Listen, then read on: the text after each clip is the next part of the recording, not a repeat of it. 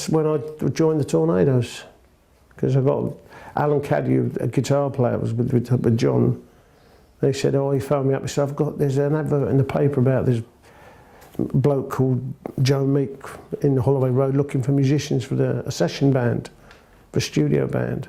He said, I'm going to go down. He said, come down with me, he said, for a bit of moral support.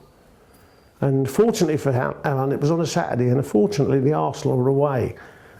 So I wasn't going to football. So I went down with him. I wasn't going there to get a job. We played a couple of numbers together, and Joe said to Alan, yeah, nice, very good player. You got the job. I said, what about your mate? Does he want a job as well? And that was it. Start the Tornadoes. Another bit of history gone out through the window, so Telstar. And then after Telstar, when I left, I had enough of Joe, to be honest, and various other things. You know, it got on the group kept changing. You know, the band kept with different guitar player one day and all that, and I'd had enough. I said, I'm fed up of every sort of 2 months rehearsal with a new band. So I went, and I went down Denmark Street, and then started doing demos for people. Can you quit you doing anything? Can you come down in the studio, and, like in Denmark Street, like Southern Music. They all had these little studios. I need a demo of this song, so I'll give you £6. Yeah, all right then. So that sort of from there, it was, did you do, I went with the Ivy League, because they did a lot of stuff as well, songwriting. We did Tossing and Turning and all that business. Went on the road with them. We was only on the road for 11 months. We packed it in. Because the thing is, I started getting a lot of sessions. People ringing up saying, did you do such a chatter demo for the song? Or yeah, could you come and do the master? So that's where really, that's my session career started. Couldn't read a note. You know, didn't know the difference between a crotchet and a hatchet at that time. But I had to learn to read eventually. Otherwise, read it or get out. It's amazing what you can do when you're under pressure.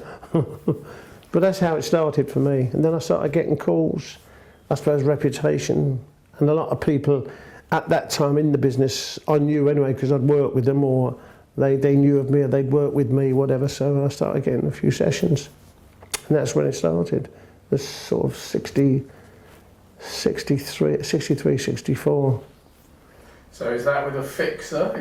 Oh yeah, the fixers. Oh God, yeah, the fixers, bless them. The fixers. I suppose you must have heard some of the stories of the fixers. Tell me a couple, go on. Well, I mean, got a phone call one day from a guy called Harry Benson, and he says to me, "Yeah, Clem, do you know anything about this Pamela Morton music?" I went, "What? Pamela Morton?" Yeah, this new American music they've got at the moment called Pamela Morton. I went, "Pamela Morton? Tamla Motown. It's Pamela Morton." And the thing is, I've got a book for a session, and it was for Hendrix. Anyway, I got a phone call, and Hendrix died. So I phoned up Harry. I said, "Harry," I said, "You know," I said, "what are we going to do about the session tomorrow?" I said, "Because Hendrix died last night." "Hendrix, what, died?" "Yeah." He said, "Oh." He said, "Well, turn up. Somebody will turn up. Don't worry about it." You know, these are the sort of thing. And also the other one, doing a session for a guy called Charlie Katz, CBS Studios, and I'm sitting there, and they used to have the singer in the sort of the reception area, where he used to sing with the mic, and I've got the headphones on, and I could hear this conversation going on between the producer, Mike Smith, and he's saying, "Where's the guitar player, Charlie?" He said, "You know, it's like 10:15, and the guitar player hasn't turned up." And he went, "Oh, don't worry," he said, "well," he said, "he won't do any more." He said, "When things like this happen," he says, "as far as I'm concerned," he says, "when one musician," he says, "as far as I'm concerned, he's dead. And once he's dead, I cross him off my list. As far as I'm concerned, he's dead." And the thing was, the poor guy was dead. He died the night before, and that's why he didn't turn up. But that's, you know, that's fixers, as we used to call them.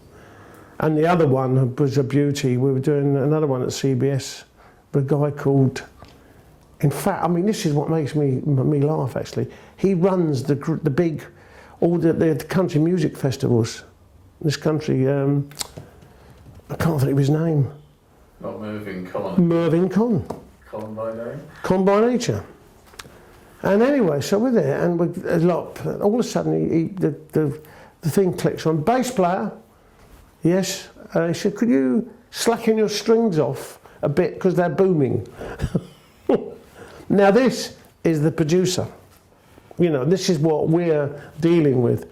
The other one, of course, was the famous one was Dick Rowe at Decca. It was quite big, you know.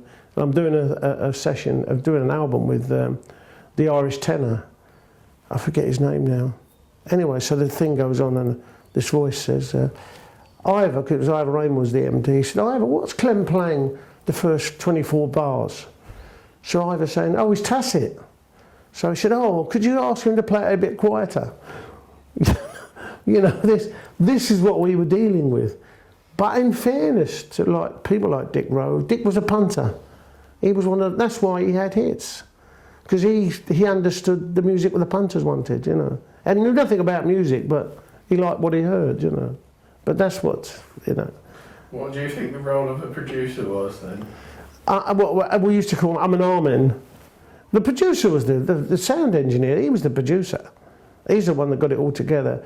I mean, in those days, you used to call them, didn't they? You used to call them A&R men. And the idea of an A&R man was artist and repertoire manager. That's what they were called. Who picked the songs that you were going to do and what song, you know, you were going to record. I mean, our A&R man of Shakin All Over, we never saw him. It was because our one did the sessions was Peter Sullivan. I forget who's got on the record. It wasn't Peter Sullivan, because he was the chief, and Peter Sullivan was his old. Oh, you do that. It's a rock and roll session. You know, you go and do that. It was no, you know, I felt nothing. Adrian Kerridge the other day. Oh yeah. I was saying, so what's your definition of a good producer? And he said, what was your definition of a good producer? He said, one that would leave me alone. Yeah, absolutely right. Didn't the engineers were the producers? I mean, Peter Sullivan, when we did Shakin All Over, you know, it's a lot of echo on it, and he said to the engineer, he said, I want full echo, and I want full tape echo, because that's all they had then, tape echo, and full echo chamber. Oh, you can't do that. You know, because they had white coats, they used to have to wear white coats and all that, you know. He said, you can't do that, Peter. I said, what do you mean I can't do that? He said, no, look. And he's got the BBC book of recording, how to, you must have seen it, and you can't do that. And he said, look, you know what you can do with that book? He said, just do what I'm telling you. And you know, this is the sort of thing. Anyway, I will say one thing, that when I started doing sessions, the technology side of it shot ahead so quick. From, you know, like, Telstar was recorded on a 2-track. And it was bounced from one to the other. Didn't have 4-track, you know, until Ampex brought out the 4-track, then the 8-track, and 16, and so on and so on. So technology, it shot ahead at an alarming pace. Got so quick in the end, they did without people like me. But presumably Joe Meek, as a producer though, is completely different. Oh, Joe was a great sound man. I mean, in fairness. I mean, musically he was a moron.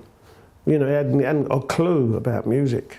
You know, the thing is, I mean, even now, I think Telstar still stands up, sound-wise, you know, even like, what, 50 years later. You know, it doesn't sound dated. It doesn't sound like a record done 50 years ago. But that's what Joe's genius was. But it's musically, no chance. You know, I mean, the demo that we got of Telstar was him humming over a track of something else that had nothing to do with the melody of Telstar at all. You know, it's another thing that does get me a little bit is the fact that we never got as much credit as we should have done, because we arranged the whole thing. You know, we had to sort of like the idea of the galloping rhythm and all that business, and moving rhythm, because it was a rocket and whatever, and all that business, and the key change, and then trying to sort out the chords, what we had to go with Joe, whatever he was singing, you know. So we never really got as much credit as we should have got. But yeah, there you go, 50 years ago. Is the songwriting And there's always that thing about Herbie Flowers and the bass line from Walk on the Wild Side, which Yeah. makes the record and all of that. Yeah. I mean, how much creativity is there in Oh, a hell of a lot. Well, blimey, a hell of a lot. I mean, the first sort of 3 years of my sessions, I couldn't read. They didn't even give me a part. They used to say, "Oh, you know what to play. You know what to play." And give me a song, like, give me the song sheet. That's what I was playing with until, you know, I got caught out a couple of times. I had to read things which I couldn't, so I was in trouble. So, you know, I had to learn to read. But most of the time, you know, I would say 90% of the time, the creativity came from us, the guys themselves. You know, I mean, one thing I learned is to ignore what they've written, and also don't watch the MD, whatever you do, you know. Unless it's an English, most good MDs in there, they used to count you in and let you get on with it. Unless there were a few rowels and things in it, obviously you have to watch. But apart from that, they used to let you get on with it, you know. So it's, yeah, there was a lot of creativity from the guys, you know. This is one thing that does get, you know, annoys me a little bit, that people don't know this. You know, I mean, I was asked a question yesterday about, did all the sessions I did replacing the group drummer, did the group drummer get the amp? I said, why should he get the amp? He's the one that's got the big house and the swimming pool. So why should he have the hump? You know, I should have the hump, but not him. You know, and that's what happens. It's so true. You know, the guy, and it wasn't because some of them weren't any good. It was the fact it was a pure economics. Because we could, I mean, I did a whole album with the Kinks, called Kinks Controversy. We did it in 3 sessions. Now, yeah, exactly. I spent one thing with groups where it took them a week to do one title. Because either they were stoned out of their heads or they were, you know, nobody could get it together and everybody was arguing because, oh, there's not enough bass on it, or there's not enough guitar on it, or can we have more drums on it? You know, the old egos take over, don't they? The drummer wants more drums. The bass players hear more bass, and so with the session guys, you go in there, give it a thing, you play it, you listen to it, yeah, fine. Next one, yeah, next one. You know, it wasn't down to us, you know. It was down to the producers how they produced it, you know. There's a lovely Jimmy Page thing somewhere about running late and asking Jagger for. He got the studio booked and saying, could he have it for another 12 hours or something? And Jagger said, yeah, not a problem. And then it's, oh, did you get the thing down? He's like, no, we finished the album, you know. Yeah, exactly. Musician, bang. Yeah. All the Zeppelin. I mean, Jimmy Page is. Exactly. He was a session musician. Well, of course he was. And you work. I worked with him. That's the way you. Yeah, that's the way you worked. You know, that's what you did. I mean, I remember when I was doing Top of the Pops. I did Top of the Pops, and there was Frankie Valli was on it with the Four Seasons, is it? Yeah. And I've been out on the road with them because we were in a support group called Something in Stone, and we were supporting them. And I was doing, and they were actually on the Top of the Pops. And the next day we were doing a gig with them, and the guitar player, he said, you played 5 different styles of music yesterday on Top of the Pops. I said, yeah. That's what he said. Oh, that wouldn't happen in America. I said, if you have a country, you get a country specialist, or you get a jazz specialist, you get a pop, or you get a thing. That's what you do. I said, well, that's what we do here. We have to do this the way we work. You know, they throw it apart and play it. If you don't, bye-bye. You know, the old story of a session man. You know, who's this Clem Cattini? Oh, get me Clem Cattini. I must have Clem Cattini. Who's Clem Cattini? You know, that's the life story of a session musician. Or they're like somebody who said, mushrooms. Keep you in the dark and throw shit at you. You know, that's what we were, basically. I mean, I always classed myself as a musical navvy. You know, instead of going digging holes, I made records, you know. But there you go. Say la vie. How long did you do it for? 22 years as a session man. As a session man. As a session man, yeah. How many sessions? What? Two sessions, 3 sessions? Oh, I mean, my record, I think I did 24 in 1 week. It was 10 till 10 every day, and then 3 nights I was doing 11 till 2 o'clock in the morning. I must admit, at the end of it, I was absolutely shattered. I think I was on the edge of a nervous breakdown by the time, the end of the week. Because one of them, funnily enough, was Bonnie and Clyde. Because Mike Smith, who I did a lot of work with at CBS, he rang me up to do a session. I said, I was working, and it was, they wanted to get the record out very quick, because it was to coincide with the film. And I couldn't do the original session. And I got a call, can you come in 11 o'clock till 2? He said, I've got to re-record Bonnie and Clyde. What had happened, Mike had put the tape in the back of his car to take down to have it cut. And he had a dodgy electric pump, petrol pump, and it, across the whole of the rhythm section tracks was this electronic blip. So he had to take all the whole of the rhythm section off and add it onto the...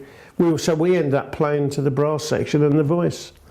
And Georgie Fame didn't even know that, you know. So that was one of the sessions from 11 o'clock till 2 o'clock in the morning. And then, of course, you got the thing when you start doing jingles. Because, you know, the union rule was that double time started at midnight and finished at 8 o'clock. So, of course, you were getting booked at 8 o'clock in the morning to do jingles so that you could do a jingle before you go off to do a session. I mean, I'd do a session at 8 o'clock in the morning, then shoot off somewhere to do 10 till 10 somewhere else, you know. But there you go. Taxman took most of it anyway. So how many drum kits? How many people moving your kits around? Well, eventually I had a roadie. I got myself a roadie. I had 2 drum kits on the go. So if I was at EMI in the morning, I'd be using that one. And while I'm doing that session, he'd be off the next one, or deck or whatever it was, and set up for the kit for the night. Because in the end I stopped driving. I went on the tube everywhere. You know, because I started getting ridiculous trying to park, trying to drive. So and then when I finished the session at EMI, I'd come and pick the kit up and then take it to the next one. So this sort of went on. So I ended up with using 2 kits. Did you work with Mickey Most? Yeah, I did loads with Mickey. I did all the Lulu stuff with Mickey Most. What did you make of him as a producer? Mickey was, yeah. Yeah, I mean, well, you know, you can't knock what he's done because he had quite a few hits. But the thing with Mickey was, I mean, Mickey's attitude, like you do with someone said, oh, I play the wrong note. So he said, who's going to hear it? He said, nobody's going to sit down and say, bar 54, there's a wrong note. It sounds right, the atmosphere is good, and that's it. And that was Mickey's attitude. And also, of course, picking the songs. Used to pick the right stuff. I did a lot of stuff with Mickey, especially with Lulu and other people I did. Somebody was saying he used to sort of play the thing to his brother, and if his brother was a plugger and I was a plugger at one yes, stage, yeah. If his brother nodded, then they finished it. Finished it, yeah. Move on. Mind you, Mickey was crafty as well, because when the Top of the Pops thing, you know, they started this bit of doing tracks, and you were supposed to re-record the tracks. I mean, stuff that was on there that I knew what I was on. I was on the show, and I could hear myself playing, you know, on the track. And it was, oh no, we completely recorded it. Yeah, all right, yeah. Like, I did a lot of stuff with the Bee Gees, and I remember the union rep would come in to make sure that you recorded. We used to just go through the motions, and then once he'd gone, they switched the tracks, you know, and they used the. And in fairness to the Bee Gees, they always played a double or treble rate anyway. Do you mind if we used the record track? No, okay, it's fine, you know. I played on the record track anyway, so then they used to pay you a lot. And then the union stopped that, you know. It was a charade for quite a while. Oh, because it was. It was stupid. I mean... But that's the union, because they kept everybody employed and got everybody paid. But the thing is, it was... I mean, you know, it was originally when you did a session, you had to have... The artist had to be on the session, singing while you were playing. You know, they had to get somebody out the street and stand in the vocal booth and sing, and then put the voice on after. You know, it's technology, for God's sake. You know. Say that again. When you did? When I started sessions, you had to have the singer in the studio the same time that you were playing. So like whoever the artist was, Tom Jones, Dusty Springfield, she had to be in the box singing at the same time that you were playing. That was a union rule. So you couldn't do just a track and then they'd come in and do a track. But what they do is in the box, they'd sing. Yeah, when as soon as they'd gone, we wiped off and put another voice on. It was, I used to amaze me with the union. I thought, it don't work like that. Somebody's got to get their heads together. This is what technology is about. It could be anywhere. You can drag somebody off the street and sit them in the box and make out they're singing. But anyway. I've never come across that. Yeah. Oh yeah. Yeah. That was a union rule. Right. I mean, I remember doing it. I forget, it was some session I'd done at Pi, and I was replacing the drummer. I can't remember the group, and I said, "Well, look, I'll do it, but I want treble rate. I'm not going to do it for the standard rate. I want treble rate." So yeah, no problem. Anyway, I never got paid eventually, so I went to the union. I said to Don, Don, I did these sessions. I haven't been paid for it. He said, "Well, how much is it?" I said, "How'd you work that one out?" I said, "What do you mean?" He said, "Well, you did 2 sessions." I went, "Yeah." He said, "Well, that was £18. And he said, "You're getting 3 times that." I said, "Yeah." He said, "Well, the union rate's only £9, And I said, "Well, hang on a minute. Maybe I'm wrong here, but am I right or wrong that the union rate is a minimum rate? It doesn't say it's a maximum rate, because what happened is the minimum rate always became the maximum. It became the minimum rate was the rate you got. Little did we know in those days, I've found out since, that we could have had the option of asking for points. And the thing that we got paid, the session fee, was to waive our rights on getting a royalty. But I didn't know that till quite recently. And that was the law, basically. Who had negotiated points or a fee then? What, on the MU? Yeah. Really? Yeah. The MU negotiated the fee. They always did, And it took us years to get them to negotiate. I mean, we went on strike for about 2 months. I don't know if you remember. The drummers went on strike because the thing is, we wanted more. We were getting 10 bob porterage, to get his, and we did £2 porterage. And I remember it got sorted out because the producer rang me. I said, "Why aren't you doing this session?" He said, "I asked for you on a session." I said, "Yeah, well, I can't say at the moment. We were not doing any because the thing is, fixers won't ask for £2 porterage." He said, "What?" Anyway, within sort of 2 days, it was all over. He got together and said, "I'm not for £2. I want people I want, for £2 porterage. Forget it, And anyway, it got sorted, fortunately. So there's all this. I remember a guy called Laurie Gold who did a lot of this. You remember Laurie? He did the EMI stuff, didn't he? Rings me up and he says to me, "Are you working? What are you doing, so and so?" I said, "Well, to do a session." So I said, "Yeah, you've got a half session, of £6 or something it was." Then about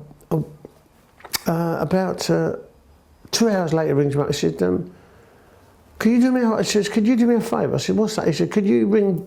I forget who it was, the other drummer now. Everyone, it doesn't matter. So and so. He said, because he said they don't really want you. They want this other guy, and he's doing another session. So could you not ring him up and swap, so he can do the session they want him on, and they would one that he don't want you on. Oh, thanks very much. So how do you feel? So how do you organise all of this pre-mobile phones, pre the internet, and pre all of that? If the fixer's trying to get hold of you and you're off doing sessions the whole time. There's a lady in there, the wife with the diary. That was how we did it. They rang up home, and she had the diary and she put the sessions in the book. Sometimes she used to put too many in for me. But the thing is, because I got to a stage where I was doing 3 a day, 7 days a week. I just couldn't cope anymore. I mean, not only physically. I mean, it's mentally. I mean, it's such a, mentally it was a real sort of, And so, but she used to do it all. They used to phone her up, say, "You got Clem's diary there? Is he free? So and so, and she put it in the diary. So that's how we coped. But it's true when you think about it. No mobile phones. Nothing like that. No technology. So presumably every session musician's got a little woman somewhere running his diary. Yeah, and then there was a diary service I think started. This lady that a lot of the guys went with, that she did a diary service where they rang her up. Have you got so and so diary? She had all the diaries, you know. And actual fact, the funny part about it, my brother, he said to me ages before that, and said to me, he said, what about doing a diary service? And I said, no. I said, it wouldn't work. I said, because, you know, guys wouldn't like to know what other guys are doing and all that, and, you know, whether somebody's not getting the session that he thought he should get and all this business. So it could cause a bit of problem. But evidently it didn't. So she made quite a lot of money out of it, you know. But my brother had the idea way before it. You know, but anyway. Did she chase your money for you as well, or did she just... No. That would have been a remarkable, yeah, it would be, wouldn't it? But no, it was, you know, I mean, money-wise, I mean, if it was a fixers thing, there was never a problem with the money. You always got paid. In fact, you never believe it, I found a cheque the other day upstairs for a session I'd done from Charlie Katz. And from the sun, it's too late, I can't even cash it now, you know. But no, I mean, fairness, we always got paid. Brown envelopes or cheques? Oh, no, cheques and things, and you have to sign for most of it, you know. And there was very few sessions that were cash, because, you know, like you get a 20, 30 piece orchestra, you know. There's a lot of money to fork out by the companies, and they wanted to claim it back. No. So does that mean you can prove what records you played on, effectively? Well, I could have done, yeah. Getting PPL or something? Yeah, no, because the thing is, you could have done, because EMI, you have to sign the thing, and also Decca, you get paid on the day and you sign, they give you the cash in an envelope, but you have to sign for it. And Pi was the same. But of course, when we, trying to get PPL, we got in touch with, oh, well, no, they were all destroyed. They're all you know, they're all, so, you know, trying to prove what you've been on is a very difficult situation. It took me, what, a year to prove that I played on Hurdy-Gurdy Man by Donovan. Because John Bonham was claiming it, and Jimmy Page. And it wasn't, it was John Paul Jones on bass, myself on drums, and Alan Parker on guitar. But it was only because through John Paul Jones that he proved that they weren't on it, it was us. Because he was the MD on it. But presumably you can't remember a lot of it. Oh God, I don't know. Honestly, people said, "Did you?" I said, "I don't know. I can't remember." I play. You know, you're doing 3 a day. You're doing probably four titles a session. So you've recorded 12 titles in a day. God Almighty! If half the time you don't know, you know the artist is. That's number one. And secondly, hang on, excuse me, I've just recorded 12 titles. You know. And then the next day is the same, you know. And if it's a track, it's a track. It's not necessarily a song. Yeah, exactly. There's nobody in the box. You don't know who the singer is. You know. I mean, there's quite a few things I didn't know I played on. High Ho Silver Lining I didn't know I played on until John Paul Jones told me. You know, it's all those sort of things. And then I look on the internet, and there's a lot of people telling me that I play. There was a thing, I don't know how true it is, but I looked at. Somebody said, have a look on, not eBay, what do they call it? What's the one where they play all of it? Spotify? No, not, oh God, I'll think of it in a minute. YouTube. Have a look on YouTube. He said, there's some tracks that you don't know. There's 3 tracks on there, according to that, YouTube, with the Rolling Stones that I played on. Now, I don't remember. The only thing is I can assume is maybe before they became famous. Because when the first tour we did, our support group when I was with the Tornadoes was the Rolling Stones. What happened? Something happened. Something went wrong somewhere. But you know, I know you can't. I mean, God, how can you remember? It's impossible. I mean, if I'd have known then, you'd maybe put down the artist in your book. I mean, all I've got diaries up to the ceiling of, you know, of the sessions I've done, but doesn't tell me who they were. And also, of course, as well on top of that, if you used to say to the fixer, who's it for? And they go, doesn't matter, it's none of your business. because they wouldn't tell you who they are. Because, I mean, there was one instance where I found out who the producer was, and I refused to do the session because I didn't like the guy, you know. I think he was, you know, the way he treated musicians. So that was the thing. You didn't know. I mean, God Almighty, you know. I'm trying to remember back 50 years, you know. It's not the easiest.